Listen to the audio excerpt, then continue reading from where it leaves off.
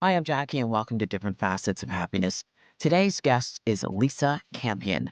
Lisa is a psychotherapist, energy healer, and internationally recognized teacher of intuition and empath development. Lisa has spent decades helping highly sensitive and intuitive people understand their gifts, set healthy energetic boundaries, and live with greater clarity and balance. She is the author of the Empath Survival Guide and Awakening Your Psychic Ability, where she makes intuition practical, grounded, and accessible. Today, we'll explore intuition, sensitivity, and how to stay aligned in an overstimulated world. Please welcome Lisa Campion. Okay. Well, Lisa Campion, thank you so much for joining us. How are you? I'm so well. Thank you so much for having me on your podcast, Jackie. I am so happy that you said yes. I'm really excited to have you on the show. But before I get started, there may be some people, although your background is quite extensive, there may be some people that are unfamiliar with you.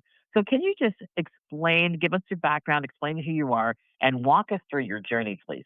Sure. I'm a professional psychic, which is such a strange and wonderful job, but that's what I do. I started working as a psychic when I was 19. I was back in the 80s. And I was born in the 60s. I grew up just outside Boston in a very haunted house. And, back Oh, then in the 60s, interesting. yeah, it's one of those houses I could interview for a haunted house movie. It was like that. And, back in the 60s, when I was growing up, there's really no conversation about this. It wasn't something you could talk about. It Yeah. was straight to the mental hospital for you if you talked about, seeing angels or hearing from dead Uncle Fred. It wasn't gonna fly. So I spent a lot of time in my younger years trying to figure out what was going on, like what was actually happening, and also trying to like navigate the world in a way that, because I was having experiences that just seemed very different from other people. I would see colors Well, around people. I'm sorry to interrupt because it's just such an intriguing part of your story. Because Yeah. you're right. At 19, discovering that you have this gift, and it's difficult at that time with the world trying to understand it. What was it like that navigating through Well, the I world? was I was like a baby when I discovered the gift. I was 19 when I started working as a psychic professionally. So, I mean, I just was from the time I was little trying to figure it out and deal with it. And, it was really uncomfortable. It was really uncomfortable. Fortunately for me, my parents were hippies. So they didn't like, drag me to the church and throw holy water on me, but they just didn't understand, it was like, "Oh my gosh, you have such a good imagination." I was making things up, that I had imaginary friends, and, my parents just didn't have a context for understanding what was happening for me either. So, Yeah. it was like, is it my imagination? I don't think it is, And so, yeah, it was definitely a challenging childhood in a lot of ways. So, was there a point in time for you and your parents where you knew and they knew that you just could not ignore this anymore? I don't know. I mean, they never really did too much about it. When I started working as a psychic, they weren't too surprised, but they didn't really help me that much. I mean, they did in a way because they were hippies and they took me to transcendental meditation when I was 10, because that's what you did when you were a hippie in 1974. But, that so they were kind of in their spiritual pursuit, their spiritual unfolding. They kind of pulled me along, and that was really, really, Yeah. really helpful. But mostly Yeah. I figured it out on my own. Oh, wow. So, how do you distinguish between intuition and psychic abilities? Intuition is more of our inner knowing. It's definitely something everybody has. And it's that gut feeling, like I don't know why I know, I just know. Or we have that like I have a good feeling or bad feeling about something, or maybe we feel a lot of sensation in our body. Like when you meet somebody for the first time is a really good example of this. You meet them, you shake their hand, and you get that kind of like instant vibe. You have this Yeah. instant assessment. That's a very psychic experience or intuitive experience. And and I think intuition is sort of our inner knowing, our wisdom self, our higher self, the wise part of us that's giving us feedback about what's really going on in the moment. And then psychic ability is something a little different. That's when we get information from outside of ourself. That might be like from dead Uncle Fred, from an angel, from We all have a team of spirit guides that are working with us. So, and they're always trying to guide us, send us along in the right direction. And they speak to us a lot through, we feel them in our dreams. We have hunches, and then we get signs or omens that show up in the real world to kind of point us along the path. So, intuition's our inner wisdom, and psychic is when it comes from outside of us. So you said everyone has this ability, but some people don't know how to harness this ability or control it, or even they just may say it's a coincidence. A lot of people say that. So what are the early symptoms that you may be gifted with this ability? I think it's like that, the phone's gonna ring before it rings. And then before you pick it up, you're like, it's my mother or Yes. it's somebody else.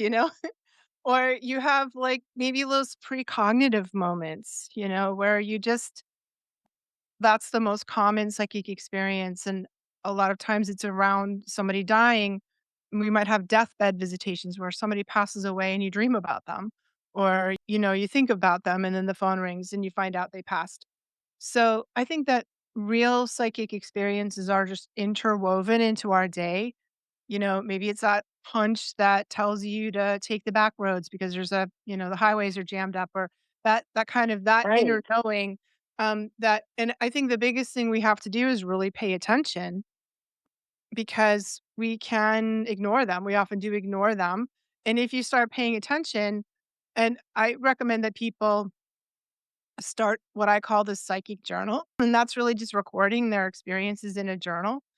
Record your dreams. If you pull oracle cards, record them. Record your impressions when you meet somebody. Record every time you look at the clock and it says 11:11, or just all those signs and omens that we Yes. see. And if you start recording them all in a journal, you're going to be amazed by how psychic you already are. It's going to blow your mind by how much intuition you're already connected to. Would you describe it as an awakening? Lots of people have an awakening, so sometimes it comes on quickly. For some people are born with it, like a heavy dose of it, like I was. But a lot of times we do something in our life. So we study yoga, we start meditating, we learn Reiki. I always say yoga, Reiki, and meditation are the three gateways that open up Yes. people's psychic and sort of open us to the spiritual worlds in general. And then maybe we have a crisis, something happens, we get divorced, we get a diagnosis, we have somebody that's close to us passes away. And these kind of events, I mean, I saw a lot of people get really in touch with their psychic ability during the pandemic because it kind of kicked us out of our normal routine and we started Yes. really kind of paying attention to our inner nudges about, oh, we have to quit our horrible, soul sucking corporate job and go like be a goat farmer in Vermont. Like everybody I know did that. Um, like, which knock yourself out. That's a beautiful thing to do. But, I think that sometimes we have it's sort of a gradual coming on if we're studying meditation, but it can be a really sudden opening for people that kind of experience a crisis or sort of have a brush with death in some way, whether it's your own or somebody else's. I see. Okay. So you mentioned Reiki. So let's talk about your signature work, Reiki, because you are a Reiki master. You've Yeah. written several books around Reiki, and I see that you have them posted behind you as well Yeah. for the audience to see too. So in your book, In the Art of Reiki, you describe Reiki as a gateway into a psychic development. How does Reiki intuition beyond, how does it develop beyond physical awareness and knowingness? Well, I think Reiki, it's the Reiki attunements. That's so when you're learn Reiki, you receive these attunements from your Reiki teacher, and they really open up our energy field, our energy system in a way that makes us. Um, And Lisa, just to interrupt you, I'm going to ask you to explain Reiki because some people, it's still, sure, although it's getting very, very popular now, it's still new to some people. I'm a Reiki practitioner myself, so you but are some people okay. still don't know what that is. Yeah, so Reiki is a gentle, hands-on energy healing technique from Japan. You can think about it as acupuncture without needles. When I learned Reiki in 1999, very fringe, it was very woo-woo, hardly anyone was doing it. These days, it's in 800 hospitals around in the United States, have complementary and alternative, you know, full-time Reiki staff. It's been very mainstreamed, it's been studied quite a lot, and sort of accepted as a well researched alternative medicine practice. It's really used pre and post surgical, used in pain, non narcotic pain relief in pain clinics all around the world. So it's gaining quite a lot of credibility. It's definitely beautiful, relaxing, out of fight or flight into rest and digest. And then when we're out of that stress, our body kind of goes into its own natural healing cycle.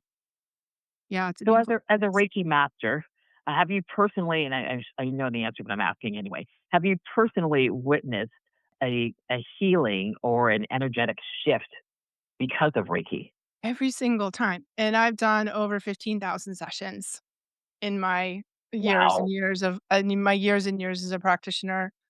27 years as a practitioner now. So I see it every time. Sometimes it's an emotional release, people cry. Sometimes it's a physical healing. Sometimes it's a spiritual reconnection. Sometimes it's a feeling of like being unburdened by the heavy energy that we carry around. Yeah, it's a really beautiful practice. I really recommend everyone, if you haven't tried it, try it. You'll And, definitely benefit. and what do most of your clients say after having a Reiki session with you? Well, I always combine Reiki sessions with psychic readings, which is why I wrote about psychic Reiki, because I feel like I kind of like invented my own version of Reiki, which I call psychic Reiki, which it's a combination of psychic development and Reiki training. So mine are like I'm always giving Reiki at the same time I'm doing a psychic reading, pretty much. But I feel like people tell me that they just are able to relax, to breathe, to clear out their emotions, to feel at peace, to feel in harmony with themselves. Yeah, it's a really beautiful practice. It is a beautiful practice. And, I just to add to what you said or compliment what you said as well, a lot of people that I've met with and have spoken to about Reiki feel that they've transformed and they notice a different type of healing. And Yeah. you're right. They feel energetically, they feel sound, they feel transformed. They really, Yeah. really do. Yeah. It's a shift for them. And Yeah. I'm not just talking about people, because some people may listen and think, oh, this is a little bit of woo woo. I'm talking about people who are from the corporate world, right? And where they realize what a difference. It's something that's gaining a lot of traction today. It really, Yeah. really is. It is. Yes, yes, yes. So I believe too, let's talk about empaths as well and boundaries. Why do so many people or so many empaths confuse energetic overwhelm with anxiety or depression? Well, I think empaths experience both. Almost all empaths Oh, experience either anxiety or depression or both of them. I think as an empath, empaths are people who absorb the energy of other people. So when we absorb it, it's not just like you might sit next to somebody who feels sad, and it's not just noticing they feel sad. We absorb that energy, so we feel sad, and we are experiencing their thoughts, their feelings, their physical sensations as if it's us.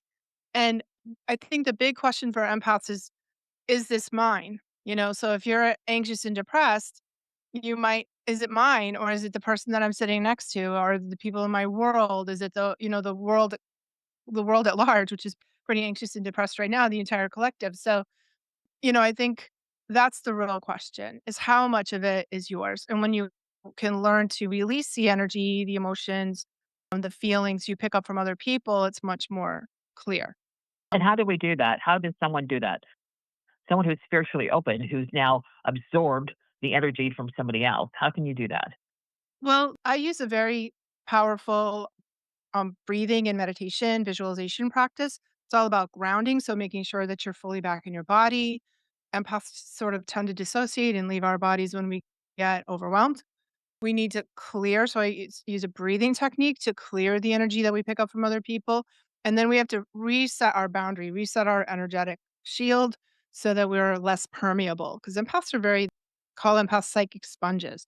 And we're very permeable. And that kind of sponginess is so helps us absorb other people's energy, makes us great healers because we put our hands on people. Let's say we're doing Reiki. You put your hands on somebody and you're going to feel exactly what they're feeling. It's like Right. having a beautiful built-in MRI X-ray machine if you're a healer, but it's terrible if you don't know how to manage it, you might be stuck inside, on the lying on the couch because you're feeling unwell with your cat, watching Netflix because you really can't move about the world very comfortably. Yeah. Well, that brings me to my next question really. What mistakes do new healers make often when they're eager to help other people, but yet not yet grounded? Yeah, I think energy management, no matter what I'm teaching, it's whether it's psychic development or Reiki or empath training, we start with energy management practices, learning how to mind our own energy. And especially as a healer, you're really putting yourself in the line of fire there. And it's a real Yeah. catch 22 for empaths. Almost all empaths are called to the healing arts in some way. We're meant to be the healers, helpers, caretakers, teachers, whatever we're doing, nurses, like we want to help people. And yet we're then in a situation where people are suffering or it's hard. So I think that learning energy management's super easy to do. I do it before my sessions, in between sessions. I do it in the parking lot before I go into Walmart. I do it halfway through Walmart. Otherwise, I'm like, I come out and I'm like, I can't remember my name or where I parked my car because I feel so overwhelmed, right? Funny. So, Yeah. we just then it become for me, it's like just part of my life now is I'm constantly regrounding, clearing myself and resetting my energetic shield. And then I can do what I got to do in the world and not suffer.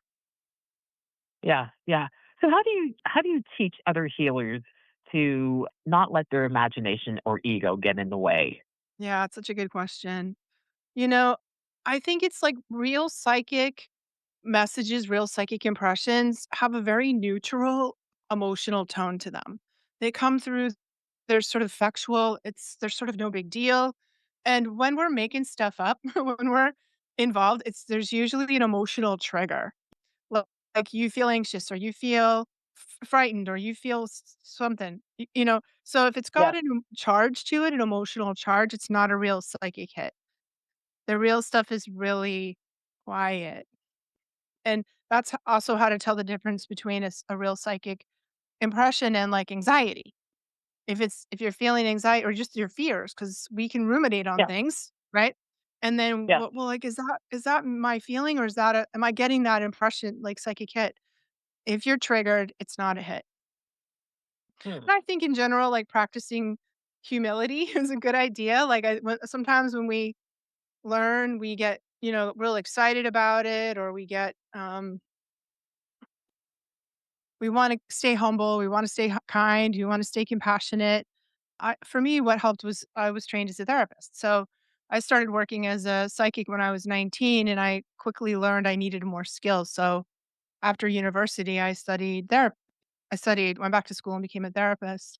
And my training around ethics, boundaries, client centered focus, trauma work really gave me a very grounded backbone to rely on as I went more and more into the healing arts. Ah. So are you seeing a collective shift right now and a collective awakening right now given the trouble that's happening around the world? Oh, yeah. I do. I think more and more people are having spiritual awakenings. I think it is as humanity, we're waking up. The consciousness of humanity is rising, or at least that's the opportunity. And so when we do things like inner work, when we get therapy, when we learn Reiki, when we do yoga, meditation, all of those spiritual awakening things we do, then our consciousness shifts. I think that there's huge potential right now for the collective consciousness to shift, and it's always a little bit of a struggle because there's so much fear and anger, anxiety, and really intense trauma that's happening throughout the collective, throughout the world. And I feel like as healers we can help by maintaining our own energetic state by like I know the only thing I have control over is my own state of consciousness, you know? Yeah. So as I'm Yeah. being mindful, continuing to do my inner work and being mindful of my state of consciousness and helping other people do that too. Like if we all kind of woke up and cleared all our chakras and activated our heart and raised our consciousness, I think there'd be like a lot left. And realize we were empaths. Empaths don't create any violence in the world. You know what I mean? Yeah. We'd have Yeah. we'd have so much less trouble. But you just mentioned about the trauma. Do you feel that because trauma, there's so much trauma and disruption. It's accelerating intuitive development now. Mm, I mean, I think it's more about the evolutionary shift that sort of the trauma's kind of rising to the surface. I feel like it's always been there. It's just really been underground. It's people haven't talked about it. Now there's more openness for our conversation. People are talking about their trauma on TikTok and Facebook. And, you know, I think that's creates an opening for everyone to talk about it.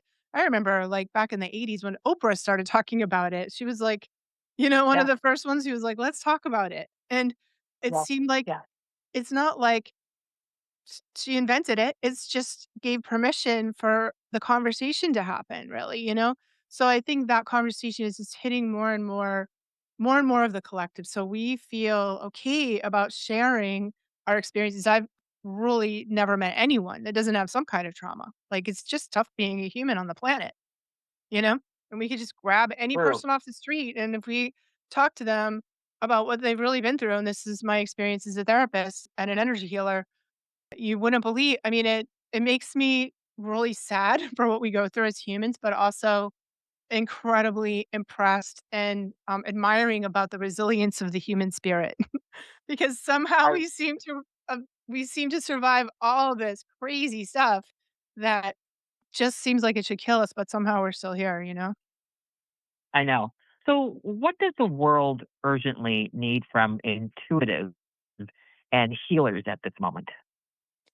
I think, coming together in our own collectives, I love it when people do like meditation, group world meditations, participating in something like that. As we, it sounds sort of trite, but I really think praying works. When we pray, when we hold whatever kind of that means to you, when we pray, hold a positive intention, when we wish for peace.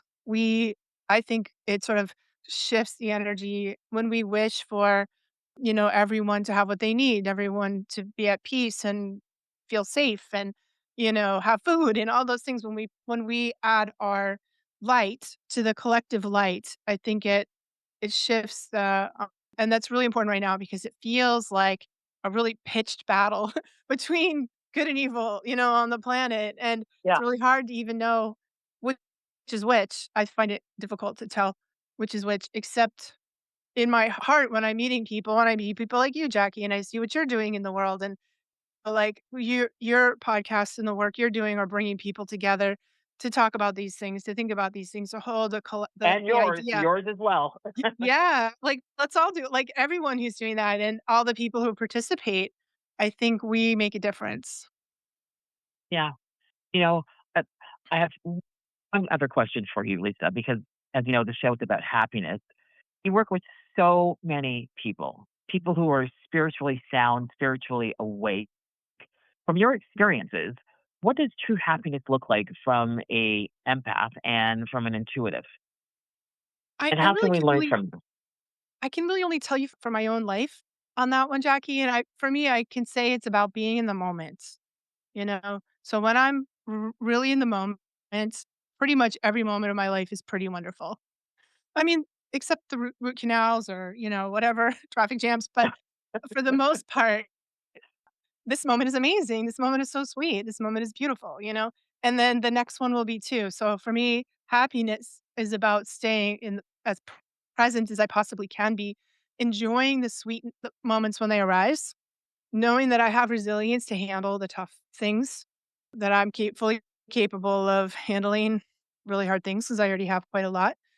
But choosing to put my intention on the sweetness of every moment, that's what it Ah, is. you're so right about being present and enjoying the moment and understanding the moment. You also made a good point about resiliency. We are so resilient as humans. We really, really are, Yeah. honestly. Yeah. So, Lisa Campion, thank you so much. But before we go, I know I said one question, but I meant a couple more. You have your podcast. Tell us about your podcast. Tell us when it's on, and also tell us how we can reach you, please. Sure. So my podcast is called The Miracle of Healing. I've been running it since 2017, so it's been a minute. And you can find it on any podcast outlet. or the Empower channel, and on YouTube if you want to watch the videos.